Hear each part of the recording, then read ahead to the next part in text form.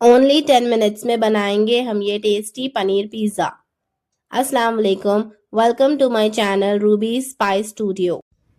Let's see the ingredients. Cheese, oregano, pizza base, pizza sauce, chilli flakes and paneer. अब एक pan लेके उसमें add करेंगे 1 tablespoon oil and then add paneer and थोड़ा सा सॉटे कर लेंगे।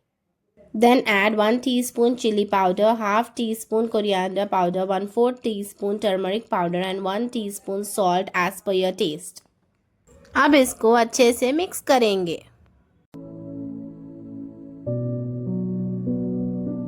अब इसको थोड़ी देर के लिए पकने देंगे until paneer gets little crispy.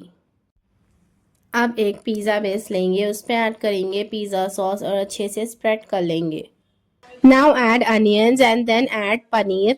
अब हम चीज़ ऐड करेंगे, देन ऐड करेंगे chilli flakes and then oregano. अब हम इसे बेक करेंगे प्री हीटेड ओवन में 10 मिनट्स के लिए 180 डिग्रीज पर। Now our delicious pizza is ready to serve. Cut it and enjoy. Comment me if you want more videos and share it with your family and friends who love cooking. Thank you for watching. Allah Hafiz.